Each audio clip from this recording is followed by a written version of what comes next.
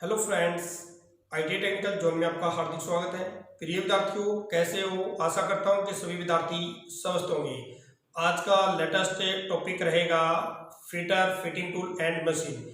ये जो टॉपिक जो आज का है स्पेशल फिटर के विद्यार्थियों के लिए रहेगा, क्योंकि फिटर की ट्रेड में जितने भी मेजरिंग इंस्ट्रूमेंट प्रयोग किए जाते हैं, मार्किंग टूल प्रयोग किए जाते हैं, कटिंग टूल प्रयोग किए जाते हैं, हैंड टूल प्रयोग किए जाते हैं, जितने भी फिटर व्यवसाय के अंदर मशीन प्रयोग की जाती है, तो कंप्लीट्स इस बोर्ड के माध्यम से आपको एक्सप्लेन करके बताने वाला हूं भी ये टूल होते हैं, इनका यहाँ पे प्रयोग किया जाता है। तो आइए स्टार्ट करते हैं स्टेप बाय स्टेप। देखिए टाइटल में भी लिखा हुआ है fitter, fitting tool and machine, ठीक है ना। तो सबसे पहले देखिए टेबल बनी हुई आपको नजर आ रही है। तो सबसे पहले यहाँ पे सीरियल नंबर, ठीक है ना। उसके बाद में लिखा हुआ है देखिए मेजरिंग टूल, ठीक है ना। तो ये आपके माप लेने वाले औजार हैं फिटर ट्रेड के अंदर। ये जो यहाँ पे टूल दिखाए गए हैं इनके द्वारा माप लिया जाता है, ठीक है। उसके बाद नंबर 2 पे है आपका मार्किंग टूल, ठीक है ना। फिटर व्यवसाय के अंदर इन टूल के द्वारा आपको मार्किंग करना सिखाया जाता है, भी जॉब कैसे बनाए जाते हैं, कैसे इनका साइज लिया जाता है। उसके बाद नंबर 3 पे है कटिंग टूल, ठीक है ना। तो फिटर व्यवसाय के अंदर ये कटिंग टूल है और इनके द्वारा ही आपको जॉब बनानी होती है। इनका आपको बताएंगे भी ये नाम है और इसका ये प्रयोग किया जाता है। उसके बाद में हैंड टूल, ठीक है ना। तो ये कंप्लीट से हैंड टूल है यहाँ पे। उसके बाद में है मशीन। फिटर व्यवसाय के अंदर कौन कौन सी मशीन प्रयोग की जाती है, तो वो सारी मशीनें यहाँ पे लिखी हुई है। तो आइए चलते हैं अब फर्स्ट नंबर पे, यानी मेजरिंग टूल।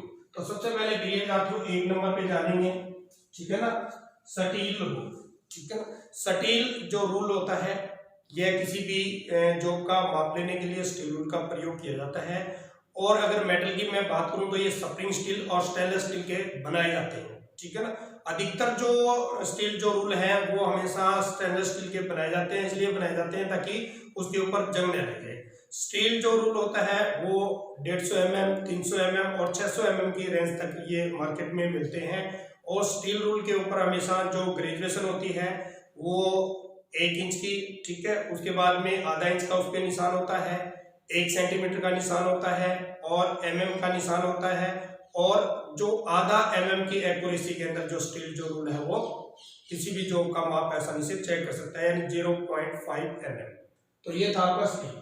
अब नंबर 2 पे चलते हैं ट्राई स्क्वायर। देखिए ट्राई स्क्वायर को हिंदी में बोला जाता है गुणिया, और गुणिया का प्रयोग किया जाता है किसी भी जॉब को 90 डिग्री पे चेक करने के लिए, यानी 90 डिग्री पे। इसके 2 भाग होते हैं, एक भाग को हम ब्लेड बोलते हैं, दूसरे भाग को स्टॉक बोलते हैं, ठीक है ना। एक तो 90 डिग्री पे मार्किंग कर सकते हैं और दूसरा जो है किसी भी जॉब का हम एंगल है वो चेक कर सकते हैं। तो ये आपका है ट्राई स्क्वायर। नंबर 3 पे है आपका कैलिपर। तो प्रिय विद्यार्थियों, जो कैलिपर जो है ये मुख्य 3 प्रकार के होते हैं। इनका जो प्रयोग है वो अलग अलग किया जाता है। तो नंबर 1 पे रहेगा आपका आउटसाइड कैलिपर, ठीक है ना। ये जो कैलिपर है, आउट का मतलब है किसी जॉब का बाहरी माप लेने के लिए आउटसाइड कैलिपर का प्रयोग किया जाता है। उसके बाद में है इनसाइड कैलिपर। देखिए इनसाइड यानी किसी भी जॉब के अंदर का जो माप लेने के लिए इनसाइड कैलिपर का प्रयोग किया जाता है। उसके बाद में है नंबर 3 पे ओल्ड लैग कैलिपर, ठीक है ना। ओल्ड लैग कैलिपर का जो प्रयोग है किसी भी जॉब पर मार्किंग करने के लिए या किसी गोलाकार जॉब का सेंटर निकालने के लिए ओल्ड लैग कैलिपर का प्रयोग किया जाता है। ओल्ड लैग कैलिपर की अगर मैं मटेरियल की बात करूं तो ये माइल्ड स्टील के बनाए जाते हैं। और जो माइल्ड स्टील वाले जितने भी कैलिपर होते हैं इनके पॉइंट को हमेशा के साथ कर दिया जाता है। दूसरा जो कैलिपर जितने भी आपके हाई कार्बन स्टील के भी बनाए जाते हैं। जो बनावट के अनुसार ये 2 प्रकार के हैं, एक स्प्रिंग ज्वाइंट होता है और ये एक फ्रेम ज्वाइंट होता है। तो आइए चलते हैं नंबर 4 पे। नंबर 4 पे आपका वर्नियर कैलिपर, ठीक है ना। वर्नियर कैलिपर के द्वारा भी किसी जॉब का हम माप ले सकते हैं, ठीक है ना, मेजर कर सकते हैं, किसी जॉब की गहराई चेक कर सकते हैं, किसी जॉब के अंदर के भाग को चेक कर सकते हैं, किसी जॉब के बाहरी भाग को भी हम चेक कर सकते हैं। यानी एक वर्नियर कैलिपर से हम 3 तरह के जो माप है आसानी से ले सकते हैं। और अगर इसके लिस्ट काउंट की मैं बात करूं तो 0.02 mm की एक्यूरेसी में मिलीमीटर में चेक करता है। इंच की अगर हम बात करें तो 0.001 इंच की एक्यूरेसी में वर्नियर कैलिपर से चेक किया जा सकता है। और ये हमेशा निकल क्रोमियम स्टील के बनाए जाते हैं। उसके बाद में चलते हैं नंबर 5 पे, साइन बार। तो प्रिय विद्यार्थियों, ये जो साइन जो बार होता है, इसका जो प्रयोग किया जाता है किसी भी जॉब का एंगल को चेक करने के लिए साइन बार का प्रयोग किया जाता है, और ये हमेशा क्रोमियम स्टील के बनाए जाते हैं। एक लंबी सी बार होती है, ठीक है ना, तो उसके ऊपर किसी भी जॉब को रखकर या फिर DTI का प्रयोग करके किसी भी जॉब का हम एंगल आसानी से निकाल सकते हैं। उसके बाद में है नंबर 6 पे, वर्नियर बेवल प्रोटेक्टर, ठीक है ना। तो प्रिय विद्यार्थियों, वर्नियर बेवल जो प्रोटेक्टर है, इसका जो प्रयोग है किसी भी जॉब का 360 डिग्री के एंगल तक कोण को चेक करने के लिए, एंगल चेक करने के लिए वर्नियर बेवल प्रोटेक्टर का प्रयोग किया जाता है। वर्नियर आगे लगने की वजह से, ठीक है ना, इसका जो लिस्ट काउंट है वो 1 डिग्री के बाद में भाग, अर्थात 5 मिनट की एक्यूरेसी में वर्नियर बेवल प्रोटेक्टर का हम जो है एंगल चेक कर सकते हैं। नंबर 7 पे है प्रोटेक्टर हेड, ठीक है ना। तो प्रिय विद्यार्थियों, प्रोटेक्टर हेड के द्वारा हम 1 डिग्री का जो एंगल है वो आसानी से चेक कर सकते हैं। 360 डिग्री से, जितने भी 360 डिग्री के एंगल होते हैं वो प्रोटेक्टर हेड से चेक कर सकते हैं, और उससे और अधिक 1 डिग्री के यानी बाद में भाग की एक्यूरेसी को चेक करने के लिए हमेशा वर्नियर बेवल प्रोटेक्टर का प्रयोग किया जाता है। अब चलते हैं नंबर 8 पे, ये है आपका माइक्रोमीटर। माइक्रोमीटर यानी माइक्रो मीन्स क्या होता है, सूक्ष्म, मीटर माने क्या होता है, मापना, यानी किसी भी जॉब को अति मतलब सूक्ष्म तरीके से उसको मापना, ठीक है ना। तो माइक्रोमीटर क्या है, एक सूक्ष्म मापी यंत्र है। इसके द्वारा मिलीमीटर की अगर हम बात करें तो लिस्ट काउंट होता है 0.01 mm की एक्यूरेसी में मापता है। जिसमें माइक्रोमीटर कई प्रकार के होते हैं, आउटसाइड माइक्रोमीटर होते हैं, इनसाइड माइक्रोमीटर होते हैं, ठीक है ना। तो अलग अलग प्रकार के डेप्थ माइक्रोमीटर है, तो कई प्रकार के माइक्रोमीटर प्रयोग किए जाते हैं, तो इनके द्वारा भी हमेशा माप लिया जाता है। नंबर 9 पे है कॉम्बिनेशन सेट। तो देखिए, नाम से प्रतीत होता है प्रिय विद्यार्थियों कॉम्बिनेशन सेट, यानी इसके अंदर 3 सेट होते हैं। तो नंबर 1 पे क्या रहेगा आपका, प्रोटेक्टर हेड इसमें होता है, और नंबर 2 होता है स्क्वायर हेड इसमें होता है, और नंबर 3 पे होता है इसमें सेंटर हेड। तो 3 होते हैं, तो इसलिए इसका नाम क्या रखिए, कॉम्बिनेशन सेट। नंबर 10 पे है गेज। तो गेज भी प्रिय विद्यार्थियों कई प्रकार के होते हैं, ठीक है, जैसे फिलर गेज है, रेडियस गेज है, टेलीस्कोप गेज है। तो गेज के द्वारा भी किसी भी जॉब का जो माप, अंदरूनी माप चेक करना हो या कोई गैप चेक करना हो, वो गेज के द्वारा ही किया जाता है। उसके बाद में है वर्नियर हाइट गेज। तो प्रिय विद्यार्थियों, फीडर व्यवसाय के अंदर जितनी भी आपकी जॉब बनाई जाती है ना, तो उसकी जो मार्किंग जॉब पे की जाती है वो वर्नियर हाइट गेज से की जाती है, ठीक है ना। इसमें जो मिलीमीटर में अगर एक्यूरेसी की हम बात करें तो 0.02 मिलीमीटर की एक्यूरेसी में चेक करता है, और इंच की अगर हम बात करें तो 0.001 इंच की एक्यूरेसी में किसी भी जॉब का कम से कम हम मार्किंग कर सकते हैं। ये भी जो इसका जो बेस है वो ग्रीकास्ट आयरन का बना होता है, वर्नियर हाइट गेज का ऊपर का जो पूरा सिस्टम है वो निकल क्रोमियम स्टील का बना होता है। उसके बाद में है नंबर 12 पे DTI, ठीक है ना, डायल टेस्ट इंडिकेटर। तो प्रिय विद्यार्थियों, डायल टेस्ट इंडिकेटर का जो प्रयोग है किसी भी जॉब की ऊपरी जो सतह जो होती है ना, उसको चेक करने के लिए DTI यानी डायल टेस्ट इंडिकेटर का प्रयोग किया जाता है। तो ये थे आपके मेजरिंग इंस्ट्रूमेंट्स, ठीक है ना, यानी ये एक तरह के उपकरण है, इन्हीं का प्रयोग किसी भी जॉब को चेक करने के लिए किया जाता है। तो आइए नंबर 2 पे चलते हैं, मार्किंग टूल, ठीक है ना। फीडर व्यवसाय के अंदर जो आपको जॉब बनानी होती है उसके ऊपर कौन कौन से टूल प्रयोग किए जाते हैं वो हम जानेंगे। तो देखिए, नंबर 1 पे लिखा हुआ है सरफेस गेज। तो प्रिय विद्यार्थियों, जो वर्नियर हाइट गेज से पहले आपको सिखाया जाता है सरफेस गेज से मार्किंग कैसे की जाती है, ठीक है ना। तो इसमें 2 प्रकार के सरफेस गेज होते हैं, एक होता है सरफेस गेज, दूसरा होता है यूनिवर्सल सरफेस गेज। यूनिवर्सल जो सरफेस गेज है उसमें एडजस्टिंग स्क्रू लगा हुआ होता है, और आसानी से हम किसी भी जॉब पर मार्किंग कर सकते हैं, यानी एक तरह का ये मार्किंग करने का टूल है। या फिर सरफेस गेज से किसी भी जॉब का हम सेंटर भी निकाल सकते हैं, जैसे लेंथ मशीन जो होती है, खराद जो मशीन होती है, उसका जो सेंटर निकालने के लिए जॉब का सरफेस गेज का ही प्रयोग किया जाता है। नेक्स्ट देखते हैं नंबर 2 पे एंगल प्लेट्स। देखिए, नाम से प्रतीत होता है एंगल प्लेट्स, यानी 90 डिग्री के ऊपर इस आकार के अंदर एक पत्ती होती है, और ये हमेशा कास्ट आयरन की बनी होती है। किसी भी जॉब को सहारा देने के लिए एंगल प्लेट का प्रयोग किया जाता है। उसके बाद में है मार्किंग मीडिया। तो प्रिय विद्यार्थियों, मार्किंग जो मीडिया क्या होता है, जब हम जॉब बनाते हैं ना, तो जॉब के ऊपर एक व्हाइट पदार्थ लगाया जाता है। वो लगाने का मतलब ये है कि जब हम वर्नियर हाइट गेज या सरफेस गेज से किसी जॉब पर मार्किंग करते हैं, तो जो मार्किंग की जो लाइन है वो हमें क्लियर दिखाई दे, उसे हम क्या बोलते हैं, मार्किंग मीडिया बोलते हैं। उसके बाद में है मार्किंग आउट, यानी कंप्लीट से जो हमारी जो मार्किंग होती है उसको देखने के बाद में हमें ऐसा लगता है भी ये मार्किंग आपकी आउट, यानी ये पूरा सिस्टम लेआउट रहेगा आपका। उसके बाद में है मार्किंग टेबल। किसी भी जॉब की अगर हम मार्किंग करते हैं, ठीक है ना, तो वो किस पे रख के करते हैं, मार्किंग टेबल पे करते हैं। तो ये आपकी क्या रहेगी, मार्किंग टेबल। तो मार्किंग जो टेबल है प्रिय विद्यार्थियों, ये आपकी जो या तो फिर ग्रे कास्ट आयरन की होती है, ठीक है, या फिर आजकल ये जो क्या बोलते हैं इसको, ग्रेनाइट्स, ठीक है, या फिर ग्रेनाइट की बनी होती है। उसके बाद में सरफेस प्लेट्स। जो सरफेस जो प्लेट जो है आपकी, ये हमेशा कास्ट आयरन की बनी हुई होती है। इसके ऊपर भी किसी जॉब को हम रखकर एक्यूरेसी में अगर हम मार्किंग करनी होती है तो वो हम सरफेस प्लेट पे रख के ही हम उस पर किसी जॉब की मार्किंग करते हैं। उसके बाद में है पंच है। मार्किंग करने के बाद में, ठीक है ना, मार्किंग यानी लाइनें हमने लगा ली है, उस लाइनों को पक्का करने के लिए उसके ऊपर निशान लगाने के लिए पंच का प्रयोग किया जाता है। पंच हमेशा हाई कार्बन स्टील के बनाए जाते हैं। मुख्य जो पंच है वो 3 प्रकार के होते हैं, जिसमें सेंटर पंच 90 डिग्री का एंगल होता है। उसके बाद है डॉट पंच है, जिसका एंगल है 60 डिग्री का होता है। और नंबर 3 पे प्रिक पंच है, जिसका एंगल होता है 30 डिग्री। और भी होलो पंच है, काफी प्रकार के, जो ऑटोमेटिक पंच है, वेल पंच है, काफी प्रकार के पंच होते हैं। मोस्टली एग्जाम में ये 3 ही पंच पूछे जाते हैं। उसके बाद में वी ब्लॉक है। तो प्रिय विद्यार्थियों, वी ब्लॉक का जो प्रयोग जो किया जाता है, किसी भी राउंड जो गोल जो जॉब होती है ना, उसको सहारा देने के लिए वी ब्लॉक का प्रयोग किया जाता है। क्योंकि आपको पता है गोल चीज अगर पेन भी अगर हम टेबल पे रख देते हैं, ठीक है ना, बगैर कैप के, तो वो ऐसे चल पड़ता है।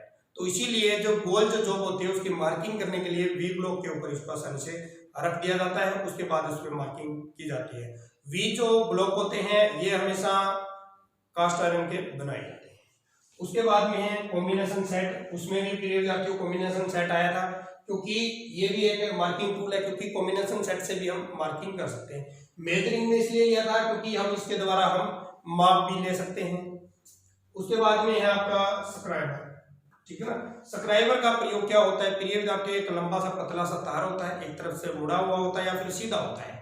कागज पे या फिर हम कोई भी ड्राइंग फाइल पे कार्य करते हैं तो पेंसिल से करते हैं या फिर पेन से करते हैं। इसी तरह इंजीनियरिंग लाइन में लाइन लगाने के लिए, ठीक है ना, मार्किंग मीडिया लगाने के बाद में जब हम लाइन लगाते हैं वो किससे लगाते हैं, स्क्राइबर से लगाते हैं। किस चीज का बना होता है, ये हाई कार्बन स्टील का बना होता है या फिर माइल्ड स्टील का भी बना दिया जाता है। अगर माइल्ड स्टील का अगर हम बनाते हैं तो इसके जो पॉइंट जो है वो हमेशा के साइड कर दिए जाते हैं, ताकि वो हम बार बार प्रयोग करते समय वो घिसे जाए। उसके बाद में है आपका डिवाइडर और ऑर्डलाइन कैलिपर, ठीक है ना। ऑर्डलाइन कैलिपर का मैंने आपको बता दिया है, लेकिन डिवाइडर का मतलब क्या होता है प्रिय विद्यार्थियों, किसी भी गोलाकार एक तो सर्कल लगाने के लिए या फिर एक लंबाई में कोई रेखा है उसको बराबर भागों में काटने के लिए या बांटने के लिए डिवाइडर का प्रयोग किया जाता है। डिवाइडर भी हमेशा माइल्ड स्टील के भी बनाए जाते हैं और हाई कार्बन स्टील के भी बनाए जाते हैं। माइल्ड स्टील के जो होते हैं उनके जो पॉइंट जो होते हैं आगे के, उनको हमेशा के साइड कर दिया जाता है ताकि बार बार प्रयोग करते समय वो घिसे जाए। उसके बाद में है वर्नियर हाइट गेज, ठीक है ना। तो वर्नियर हाइट गेज के द्वारा हम मार्किंग भी करते हैं और किसी जॉब का हम साइज भी चेक कर सकते हैं उससे, इसलिए दोनों में भी है। उसके बाद में है ट्रेमल है। तो प्रिय विद्यार्थियों, ट्रेमल क्या होता है, एक लंबी वार होती है और दोनों साइडों में पॉइंट होते हैं। बड़े सर्कल आकार के लगाने के लिए ट्रेमल का प्रयोग किया जाता है। डिवाइडर से कितना लगा सकते हैं, 150 mm, 200 mm। ट्रेमल से कम 500 mm का अधिक से अधिक सर्कल हम लगा सकते हैं। तो आइए चलते हैं 3 पे, कटिंग टूल, ठीक है ना। फिटर व्यवसाय के अंदर कटिंग टूल कौन कौन से होते हैं वो हम जानेंगे। तो देखिए नंबर 1 पे आपका हेक्सा, ठीक है ना, विद ब्लेड, यानी किसी भी जॉब को काटने के लिए हेक्सा का प्रयोग किया जाता है। ब्लेड जो होते हैं ये हमेशा हाई कार्बन स्टील के बनाए जाते हैं। दूसरा प्रिय विद्यार्थियों, एक आपको फार्मूला एक ट्रिक दे देता हूं। जितने भी कटिंग टूल होते हैं, देखिए कितने कटिंग टूल हैं, आपको याद रखना है ये हमेशा हाई कार्बन स्टील के बने होते हैं। हाई कार्बन स्टील के काफी इंपॉर्टेंट क्वेश्चन है ये, क्योंकि जितने देखिए कितने दिए हुए हैं, लगभग 12 है। 12 में से आपके एग्जाम में 2 या 3 क्वेश्चन जरूर पूछे जाते हैं। टूल से हमें भी कौन सी धातु का बना हुआ, आपको एक याद रखना, हाई कार्बन स्टील का।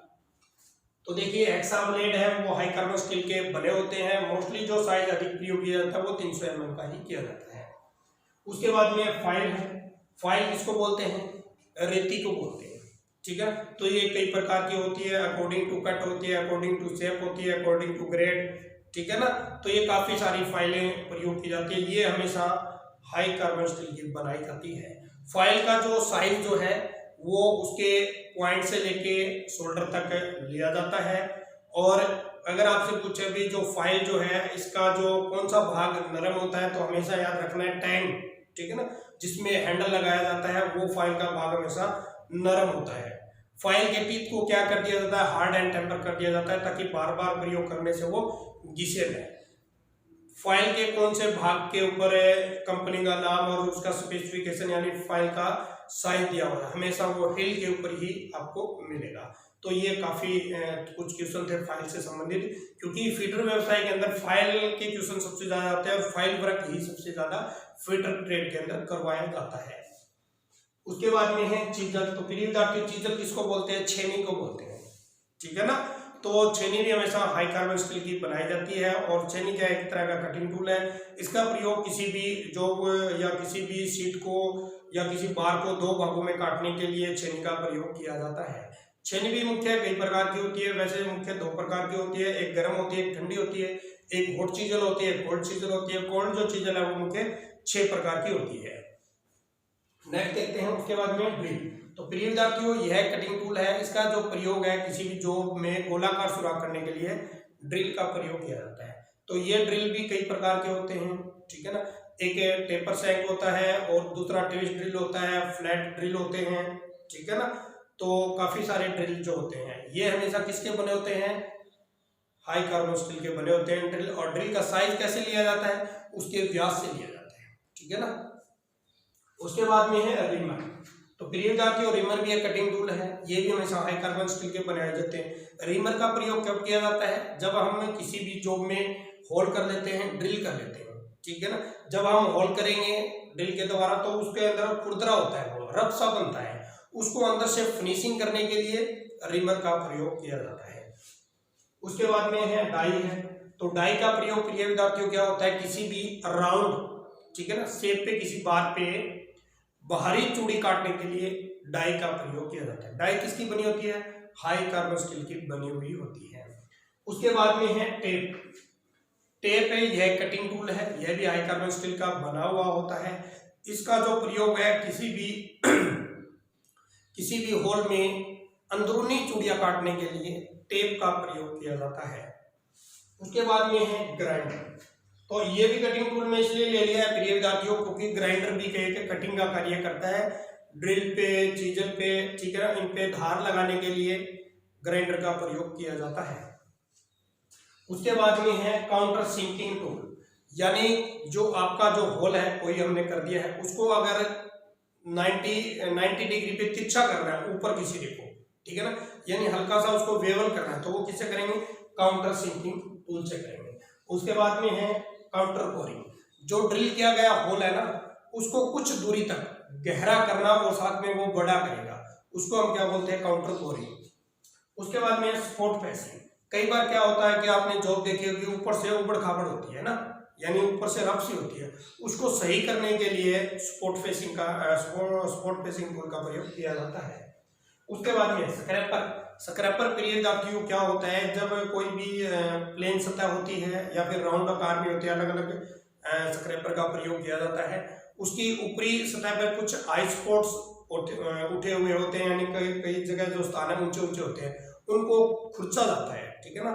तो हिंदी में स्क्रैपर को क्या बोलते हैं, खुरचनी बोलते हैं। तो ऐसे ऐसे उसको ठीक करना, जहां से हमें लगे भी इस स्थान से ऊंचा है, थोड़ा सा ठीक कर दिया, इससे ऊंचा है, तो उसको हम स्क्रैपर बोलते हैं। ये भी किसके बने होते हैं, हाई कार्बन स्टील के बने होते हैं। तो आइए जानते हैं हैंड टूल। हैंड टूल का मतलब क्या है प्रिय विद्यार्थियों, हाथ में पकड़कर प्रयोग जो किया जाता है वो हमेशा हैंड टूल होते हैं। जैसे हैमर है आपका, ठीक है ना, तो हैमर क्या करेगा, ऐसे पकड़ेंगे, ऐसे चोट मारेंगे। ज्यादा प्रयोग किसका हुआ है, हैंड का हुआ है ना, पहले हम उसको हैंड में पकड़े फिर वो चोट लगाएगा। तो जो हैमर जो होते हैं ये हमेशा कास्ट स्टील के बनाए जाते हैं या फिर ड्रॉप फोर्स करके कार्बन स्टील के भी बनाए जाते हैं। हैमर का जो साइज जो है वो हमेशा उसके वजन के अनुसार लिया जाता है और उसकी जो पहचान जो की जाती है वो उसकी पेन के अनुसार की जाती है। आपको बॉल पेन लेना है, क्रॉस पेन लेना है, स्टेट पेन लेना है, और जो वजन जो लिखा हुआ होता है हैमर के, हमेशा आपको याद रखना है वो उसके चीक पे लिखा हुआ मिलेगा, ठीक है ना। तो ये थे हैमर। उसके बाद में चलते हैं स्पेनर। तो प्रिय विद्यार्थियों, स्पेनर किसको बोलते हैं, चाबी को बोलते हैं, ठीक है ना। Double ended spanner, ring spanner, जिसको पाना हम देसी भाषा में बोलते हैं, तो वो सारे स्पैनर ये वैडनियम स्टील के बने होते हैं। किसके बने होते हैं? वैडनियम स्टील के बने होते हैं। उसके बाद में स्क्रू ड्राइवर। तो स्क्रू ड्राइवर किसको बोलते हैं प्रिय विद्यार्थियों? पेचकस को बोलते हैं, ठीक है ना। तो ये भी कई प्रकार के होते हैं। ये भी हमेशा इसकी जो शैंक जो होते हैं ये हाई कार्बन स्टील की बनाई जाती है। उसके बाद में हेक्सा फ्रेम। तो प्रिय विद्यार्थियों हेक्सा जो फ्रेम है ये हमेशा माइल्ड स्टील के बनाए जाते हैं। इसके जो हेक्सा जो फ्रेम होता है इसमें ब्लेड लगाया जाता है। ब्लेड लगाकर हम किसी भी जॉब को आसानी से काट सकते हैं। उसके बाद में सी क्लैंप। तो प्रिय विद्यार्थियों सी क्लैंप यानी नाम से प्रतीत होता है सी आकार का होता है। कई बार जॉब क्या होती है, कोई गर्म जॉब होती है या फिर दो जॉब को अगर हमें उसको जोड़ना है, ज्वाइंट करना है बेल्डिंग से, तो पहले हम उसको सी क्लैंप में पकड़ेंगे, उसके बाद ही उसमें बेल्डिंग करके कोई ऑपरेशन किया जाता है। या फिर ड्रिलिंग करनी है, कोई छोटा पार्ट्स है तो वो सी क्लैंप में लगाकर ही प्रयोग किया जाता है। उसके बाद में वाइस है। तो प्रिय विद्यार्थियों यह भी एक हैंड टूल है।